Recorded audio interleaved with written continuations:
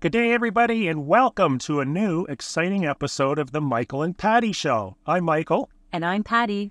Today, we've got a whole pile of topics that we've noted down here from the last week or so of life in a real estate agent.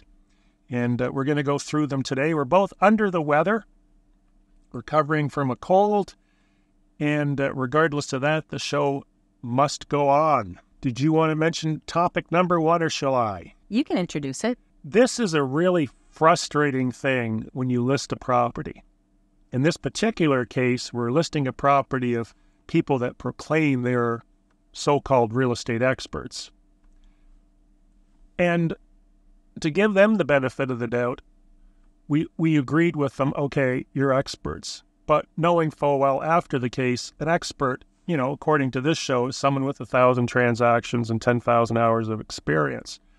These people are nowhere near that, and it's starting to show months and months and months into the listing process. So what selling pricing amnesia is, which is what we will call it, is initially when Patty and I meet with potential people that are looking to list their houses for sale, we will show them the market data, the market sales data, things that have transacted. Asking prices are not indicative or do not mean something is worth that. Just because someone puts their house on for $1.6 million doesn't mean it's worth more than $400,000. And of course, in PEI, you see all kinds of that happening recently since COVID. Selling pricing amnesia means we've gone through the data, we've showed them what the market is suggesting their house is worth, but they want to try something just to see if it will work in the form of a much higher price. My viewpoint is, go ahead, knock yourself out, get it out of your system, because if you don't do it, down the road they're going to be blaming us that we sold the house for too little money because they thought it was worth more. Patty? There is seller's remorse, and if it sold too quickly, absolutely, it's got to be the realtor's fault. You underpriced my property. With regards to many sellers will say, I can always go down, but I can't go back up. Can we try at this price? I always make sure, and I'm sure you have a similar business practice, Michael, that I send an email summary of what the findings are that I'm going to be emailing my clients to show them the data and the value as per what the MLS can afford for that property today. But I make sure it is in an email form as well, so I can always reference back to it, because you're absolutely right. Seller pricing amnesia, they end up forgetting what that initial pin was. Here's where we feel your property is worth today. Here's what the market feels. Yeah, the market feels that your property is worth today, or what it can afford today. And if they priced it higher, 3 months, 5 months, 6 months down the road, they're saying, why hasn't it sold? And you're saying, you're reminding them, remember back on such and such a date, I sent you the summary. We're still a little above that. But they get anchored in, and they're adamant and insistent that this is where their price is because the property down the street sold for that, or this is what they need to get out of the property. Well, you covered a bunch of different stuff, and the reason I reiterated that it's not me, or not I think your property is worth something. It's the data. We'll cover more of that in another subject on this podcast. The other thing is, you said something super interesting to me, which I thought was great, is when you allow people to do this, put their property on the market for whatever, $975, and the market value is $840, you set a pin in their mind psychologically, and we've discussed this previously on this podcast. What you're doing, in essence, is that now they have this mental target of $975, but it's a made-up number. It's fictitious. It doesn't exist. The data showed right from the beginning that the market value was hypothetically, say, between $835, $845, but we're trying something. So here we are into this process, hypothetically 6 to 9 months down the road, trying to hit this hypothetical non-existent number because there's never been any sales in that dollar for that particular house. And they feel like they're losing money because it doesn't meet that made-up number. And that's what's frustrating. And then you have to go back and say to them, and this is what I did, is I said, like, am I totally confused here as to what's going on? Like, original number was X, and now we're 150,000 over that, and we're complaining that the house isn't selling. And of course, whose fault is it that the house isn't selling? Because it's not theirs. No, absolutely. It's always the realtor. Right, even though they caused the problem. And they will ask, well, where are you marketing this property? Where? Well, of course. Where are you? It's all your fault. Yep. You'll never hear a property seller say, I overpriced the shit out of my house, and it's my fault that it didn't sell. No, what you'll hear them do is they will sort of play the miracle agent. They'll find another agent. That agent will tell them the same thing that the first agent told them, but now they're worn down. They'll list the property at market value, make them look like a hero, right? Correct. That's happened many times. And that's why it's great to pick up a listing 2 or 3 times down the road. It's almost at a point now where you send the email, but you almost have to write an acknowledgement that this is market value, which brought me to another conversation with Patty, which was laughable. And you hear this all the time, I need to get X number of dollars out of this house. Yes, I get that also a lot. And why is that laughable? It doesn't matter what they need to get out. I try telling sellers, a buyer is not responsible to pay for your credit card debt, your car payment, the situation that you found yourself in. If that's why you need X amount of dollars, that doesn't put that responsibility on the buyer to provide that. That does not mean it's market value. And if your motivation is money, please know that it is going to take time until the market reaches that price point. So you could be waiting years. If it ever does. Yeah, if you need your need value. Many real estate markets, even PEI, in our recent stats have gone down over the last year. And it's not that long ago in PEI that prices were really going down. In as much that the appraisals would come with an apology letter on the first page. Oh, I've seen those. So what you need to get out of your house is absolutely nothing to do with what your house is worth. Just because I think that Facebook stock is worth $6,000 a share and it's currently worth $5.25, doesn't mean that I can find or someone's willing to pay $6,000 a share any more likely than someone's going to pay $975 for a house that's valued at $835. Especially today, where the consumers, particularly the younger ones, are much more educated and much more into the data sets than they ever were before. And with the help of both the CMHC, Canadian Home Mortgage Corporation, the PEI Real Estate Association, the Canadian Real Estate Association, the amount of stats and fancy little pie charts and bar graphs that we have access to are just amazing to spell out, this is what's happening in reality. And in some cases, I would even include those stats when you do make an offer, particularly when you're dealing with an uneducated seller. No, and even banks provide approximate property values, and that I'm aware that buyers will go in and they'll put in addresses, even sellers will. Well, the bank said, according to their site, it's worth X amount of dollars. Point is, buyers and sellers are very well dialed in. Buyers are well informed, more informed than they were 20 years ago for sure. They were very reliant on the information provided to them by their realtor. Today, they're well educated. They're not interested in overpaying. I will say this too, Michael. The market will correct. You can't underprice a property necessarily, because you're going to end up with multiple offers if it is in an area that does have a buyer pool looking. It will correct itself. So if you underprice your property by $20,000 and it's in a desirable area, you're going to get offers that are probably about $20,000 above, because it will end up going to multiple offers. Market has a way of correcting itself regardless whether you're overpriced or underpriced. The other thing I want to say with this properties being priced high is when you start receiving offers and they're all coming in at a certain price point, that's the market talking to you. So if they're all coming in, you've got your property priced at $500,000 and all the offers are coming in at say $435 or $450, that's the market talking to you. That's not buyers trying to insult you that your property is not worth what you think it is.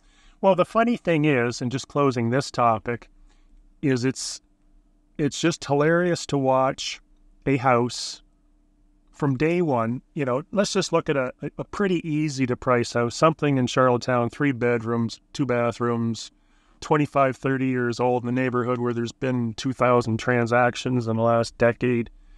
Very easy to price that property. You look at that property, you figure, according to data, not me, not myself, not I, that property's worth $345, $350.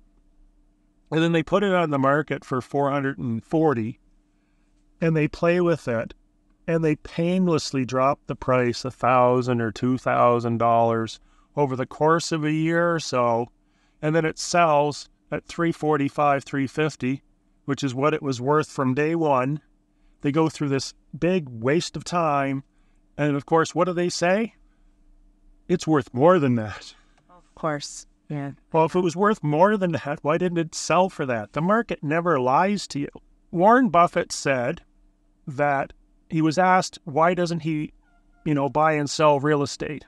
And what he said is real estate is a very fairly priced market, which it is. Smart. I like Warren Buffett. How can you not like Warren Buffett? He's the only financial guy, the only financial advice you'll ever need. Moving on, as we covered that probably too much in depth, MLS cut sheets.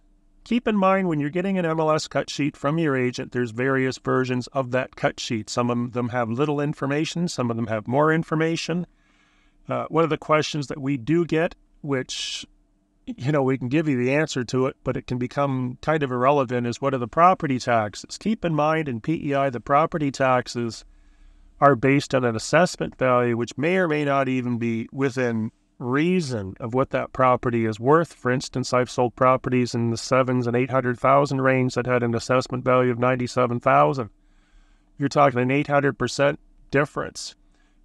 Why the property tax number is kind of irrelevant is because it's based on that assessment. But when you buy that property and hits conveyance, because the provincial government's actually a member of our association in the sense that they can acquire data from us and see the sales, they will adjust your property taxes. In addition to that, as a non-island resident, you're not getting the island resident discount of approximately 1/3 off. So if your property taxes were $1,000 a year, you'd receive a $333 discount as an island resident. In addition to this, make sure you're not overpaying your property taxes, particularly if you're an off-island, I find, landowners, because they may overassess your property and tell you your $20,000 lot is worth $115,000, and it's not. Any comments on MLS cut sheets and other stuff they need to look for and pay attention to? The property feature sheets that you receive should have as much information. That's what I typically end up providing to my clients, is as detailed one as I possibly can, preferably even with days on market so that my buyers are well informed. Obviously, a newer listing with days on market is sellers are going to be less motivated. So your property feature sheet should give as much information to help the buyer understand the process. Also, with regards to property taxes, Michael, it is also within our contracts. There is a clause within our purchase and sale agreements for an acknowledgement for the buyer to understand that basically what the seller is currently paying for property tax may not be a reflection of what you're going to be paying. So it is right in our contracts.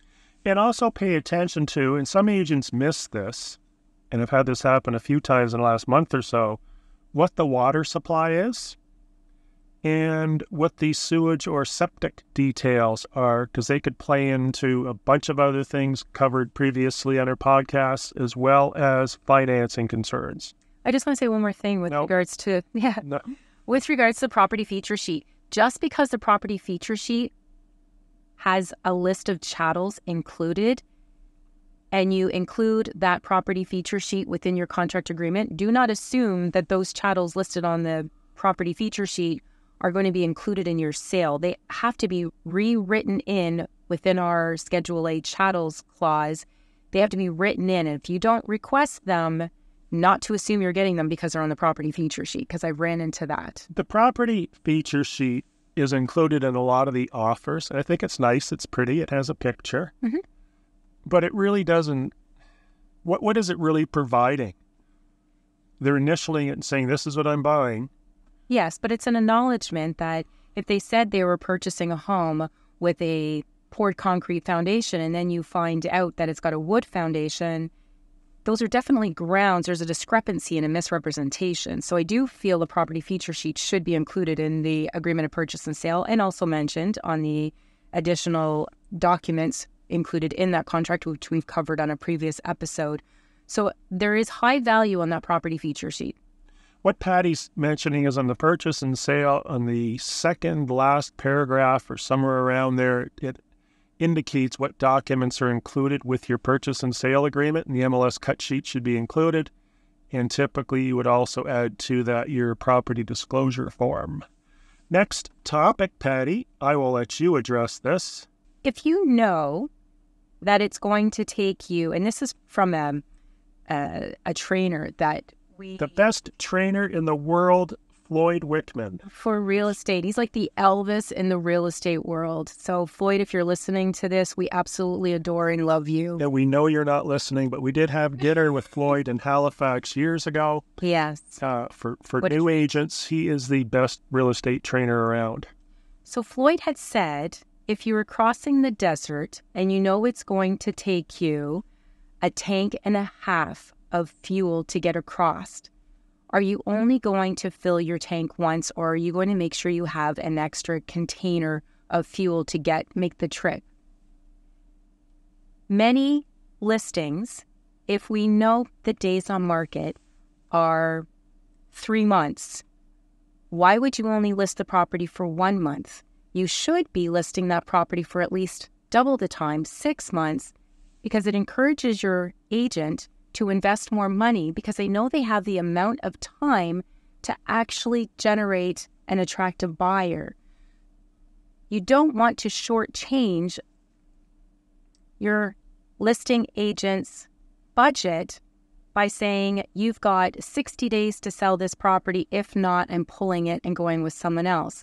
I can tell you if that was, and I don't take listings for 60 days or 3 months, but if you're going to hold the reins that tight on me, I'm going to hold my wallet that tight as well, because I'm not going to invest a lot of money on something that's just going to be pulled out, and I'm going to be out thousands of dollars. Your thoughts on that, Michael? My thoughts are there's not enough education from the agents to the sellers, whether it's land or a house, as to the extremely long time that it can take to sell a property on Prince Edward Island. One of my professional residential investors that's bought and sold hundreds of homes from Florida said to me once he finds the PEI real estate market very easy to get into. He also surmises that it's not that easy to get out of. And that's why you're seeing listing terms of 6 months or a year are pretty typical in PEI. Anytime you see a listing term of 90 days, there's certain real estate brands that they push their agents to do 90-day listings because they also tell them it motivates them to put more pressure on themselves to get it sold, and they're also calling you every 4 days for a price reduction, which you see on the MLS all the time, these $500 price reductions, $1,000 price reductions. That's because the training they're receiving from their broker is telling them that's the way to sell real estate. But realistically, according to Floyd Wickman, if we know it takes 20 gallons of gas to get across the desert, why are we only bringing 10?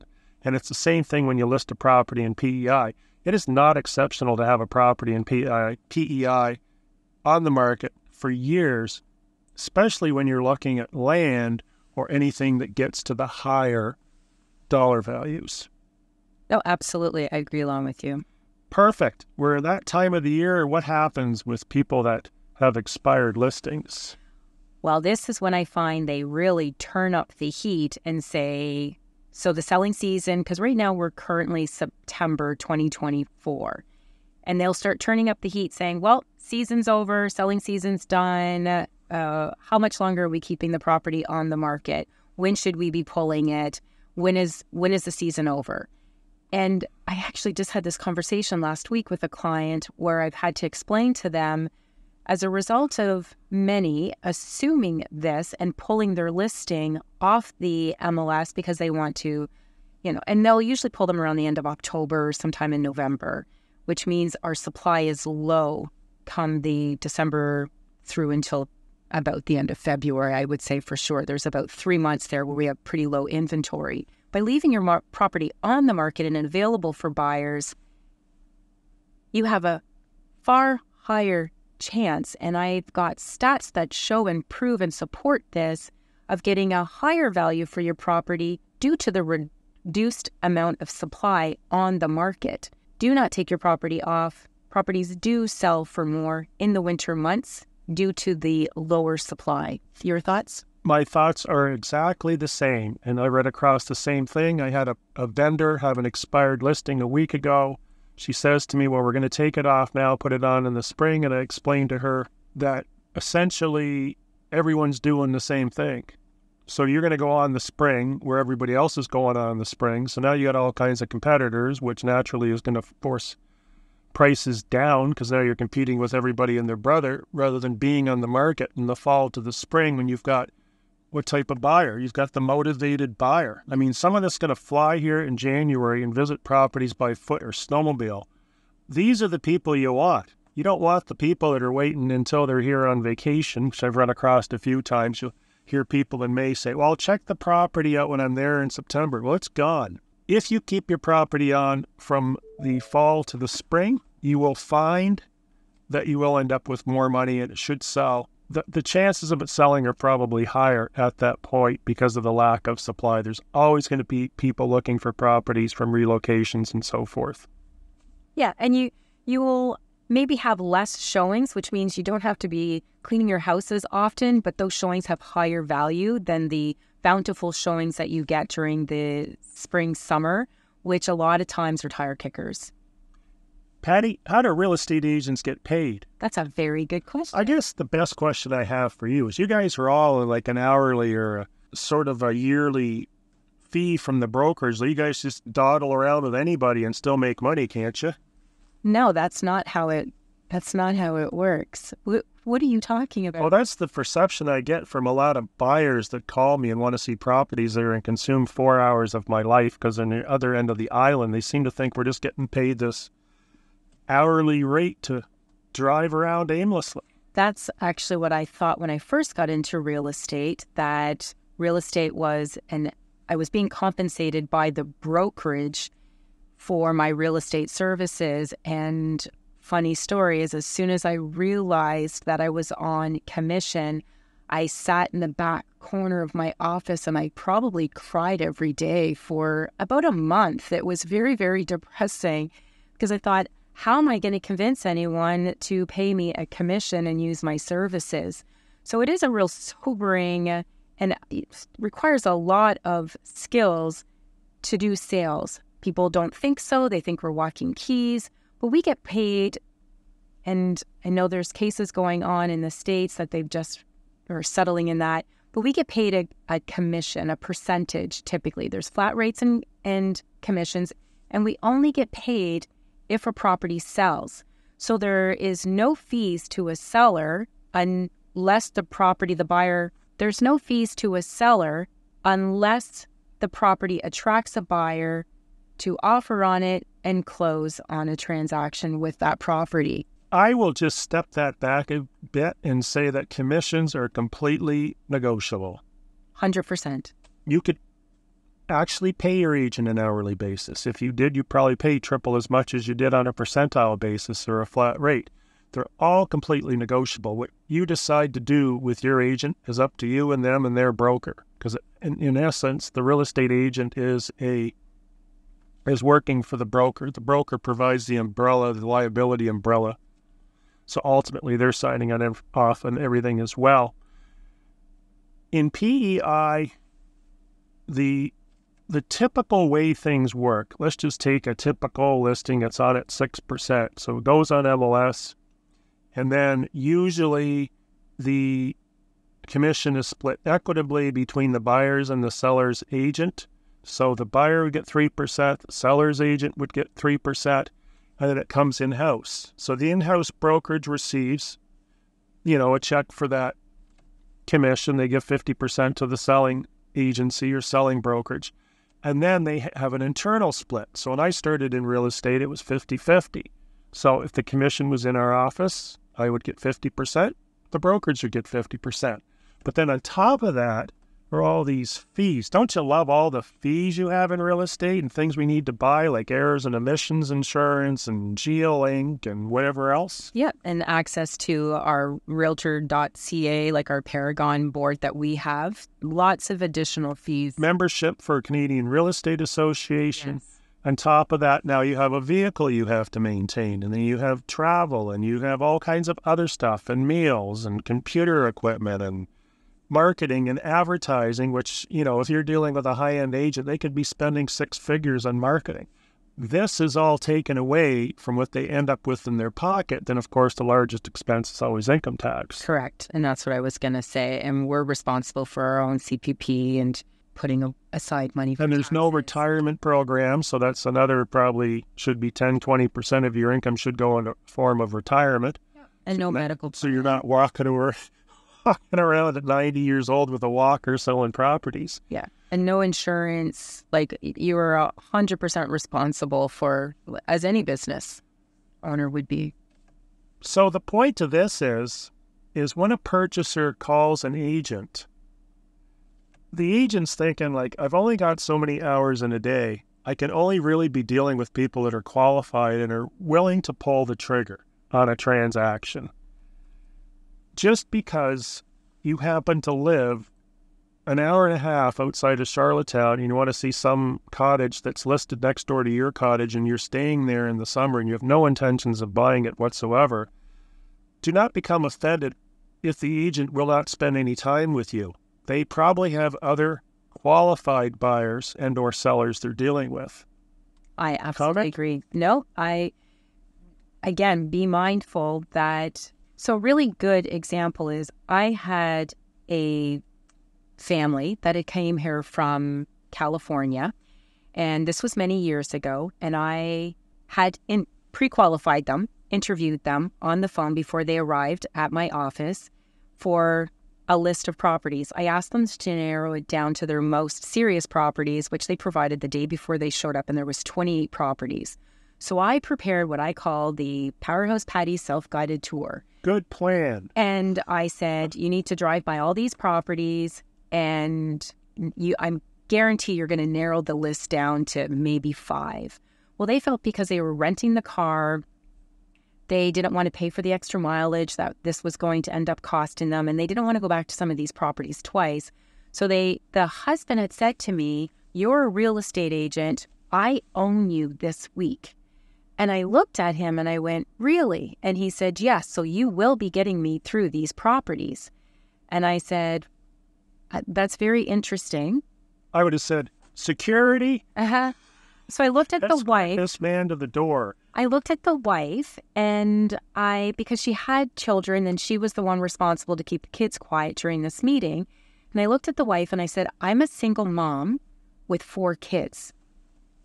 And you must understand, as a mother, I'm at work for 5 days this week.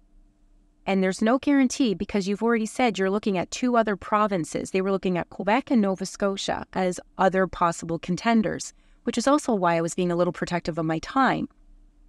So I said, at the end of the week, when my children ask me if I'm able to buy them some milk, or why don't we have certain groceries, I'm going to be telling them I just worked 40 or 60 hours and I didn't get anything for that time, and I can't afford to buy the groceries that they needed.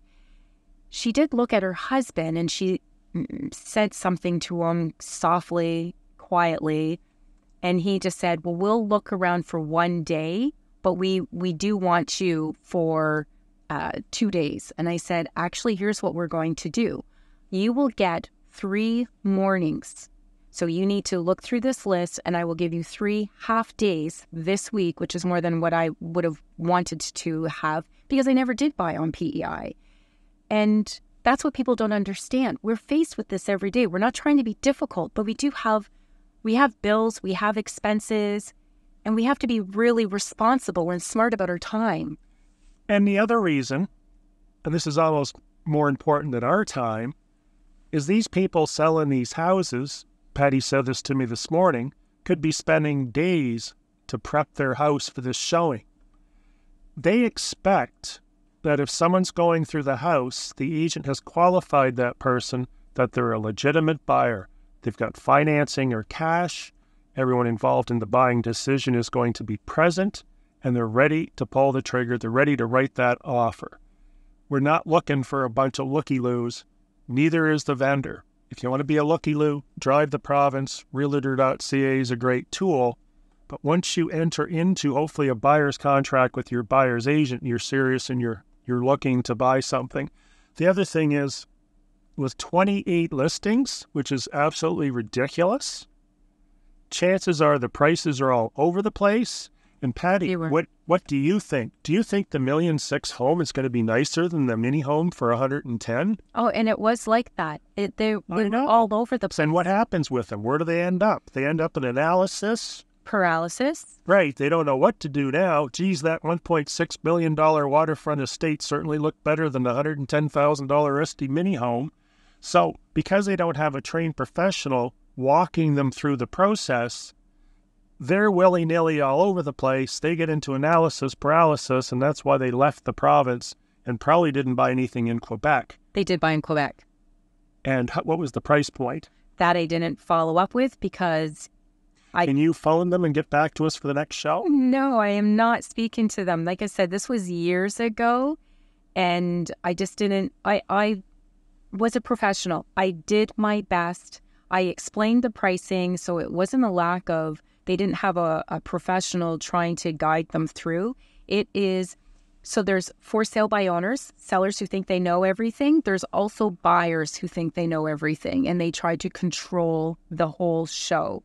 And there's tips, and you know what? This would be a great podcast, so I'm not going to get into spilling any beans on it, but there are tips on how to prepare a buyer, how to show properties, things you should know to just kind of be in control of that so that the buyer doesn't end up in analysis paralysis, Michael. But if you're looking for a house, you probably are going to end up in a typical, a relative price category, aren't you? No, for sure. There should be a range. This is about what we're looking for. Exactly. So if I'm looking for a house in Florida and I find that 3-bedroom bungalows on a slab with a single-car garage are $400, Patty's waving your hand to move me ahead. What's the rush? No rush. Go ahead. You're going Share it with the whole classroom. You're going. Okay, go ahead. Let's start over. I'm looking for a bungalow in PEI. It's 3 bedrooms on a slab with a single-car garage. I've come to the conclusion that I can buy that house for $350 to $425. I shouldn't be looking at houses for $750, and I shouldn't be looking at ones at $150. But that makes sense because now I'm comparing apples to apples. Obviously, assuming all the houses are priced at market value, obviously the houses that are more expensive are going to be nicer, and the ones that are less expensive are going to be diminished in quality. 100%, which also leads, again, to a buyer's episode, why you should be pre-qualified, speak to a mortgage lender so that you are not looking at properties that are in better condition than what you can afford, because now once you realize this is actually what I can afford, nothing is going to be of interest to you. Right. Next topic. We've covered this before, but every week we still get these same phone calls. I'm looking to sell my house, or I'm thinking about selling it. We both know they're not thinking, they're selling, and they've probably contacted, and will probably admit to you they're contacting several agents, and they're going to go with the one that gives them the highest price, where really the important thing is the one that's going to market it the best, which will get their house sold for more easily with less hassle. I always urge everybody, look at the data. Unless you see the data, Patty and I actually, prior to COVID, and we're starting to do this again now after COVID, we would go on the MLS system that we use, our internal system, which has all the numbers, and show you in person what's going on with the market. And that's what is needed, is for sellers to be well informed. The reason you want to be able to see the data is so that from a negotiating standpoint, that seller is also more confident in their price and not questioning. If you just pull a number out of the air or throw it on at a high price, you're not going to end up attracting any buyers. It's going to be sitting there. You've got an agent that may have bought, and in our industry, we call it buying the listing. It's a way overpriced property value. So you want to find an agent that shows you the data, gives you some concrete comparables. There may be some that are a little inferior, some that might be a little superior. You may not find one that's a complete comparable, because that's usually hard to do unless you're within a subdivision in a city or a town with a good population here on PEI. But you want to make sure that you feel confident with that number and that you're not picking an agent that has just told you what you want to hear. Here's what I let my clients know, and here's what you should. I just don't like setting my clients up for failure this way. As soon as you give them a high price, a seller starts to bank on that number and they start to spend that number in their head. Great, at that price, I can pay this off, I can do that, we can probably take that trip, I'll be able to make this move going forward. And bit by bit, the agent has to come in now, which is why you probably see a lot of, well, not a lot, but why there are private sales out there, sellers thinking they want to sell them themselves, is because somebody has shattered their dreams once upon a time. Now you're calling them for a price reduction. It's not just a price reduction. On the realtor side, it's a price reduction. On the seller side of it, what they're thinking is, now I can't pay that credit card. Now I can't pay off my car debt. Now I can't take that trip. So this is what the process is that a seller is going through. So now they're looking at our industry, Michael, as we're breaking their hearts, we're shattering their dreams. And that's all by allowing somebody to either pick the price, which we talked about at the beginning, or to buy the listing. Again, you're just crushing their dreams, and it's setting everyone up for failure. It's the path of least resistance, particularly for an inexperienced agent, to just say, what do you want for it? Yes, I know. Oh, you want $850 and it's worth, and this happened again within 2 weeks of today, it's worth $350. They want $850. And I just go, okay, whatever, put it on for $850. It's a lot easier to do that than what Patty and I do. And I don't know what your record is, but I've probably spent 6 or 8 months pricing one property. I don't know about you, but that's probably the best investment of time you could ever do with a seller, is get them to understand what the market conditions are. Yeah, and pricing and preparation isn't just only us sitting behind a computer trying to evaluate it. It's also giving the seller a list of items. These are things to help improve your value. So I wouldn't worry about trying to get it onto the market. Some may just want you, buy your listing, throw it onto the market, doing you a disservice why you don't have confidence in our industry. I will take time. I do give my clients, if you want... What's your record? I've never narrowed down what's the longest time. I've told a client 2 years for a certain property. Okay, so you beat my record. I'm going to be even slower next time. Last point, and we'll close her down because we're getting long in the tooth here on this episode. Yes. Probably due to our recent illness. If I have my house under contract and all the conditions are removed, can I just go out now and willy-nilly start spending money left, right, and center because it's going to close in a couple of weeks? Absolutely not. Well, I'd had someone do that. We got an offer on a property, all conditions are removed, cash deal. Deal falls apart. Of course, the vendors are like, well, we already spent that money. It's like, oh, no. Do I have to warn everybody about this preemptively? Like, a deal's not done until you have the check in the hand and it's in the bank and that check is cleared. It's not done. I've seen people gamble away their money prior to closing. I've seen people die. People change their minds. They end up in a divorce. Life changes. And the longer, and this gets back to our deposit comment from a few episodes ago, that's why the longer a close, the more risk there is and the higher the deposit should be. But the bottom line here is it's not closed until you're paid and that check or draft is cleared. Yeah, I had a mortgage broker tell me that many, many, many years ago, It's not closed until the money exchanges hands. Absolutely. And the other thing that we found happening during COVID is people making cash offers but still getting financing, and then the financing would be pulled the day of close, even though there's no financing clause. And it was getting pulled for financing number reasons, or it's getting pulled for water systems or septic systems or whatever the case may be. Or an appraisal that they all of a sudden insisted needs to happen. Good. I appreciate everybody listening to the podcast today. I'm glad we could stay awake long enough to do it. Now, it's time to go home and take some vitamin C.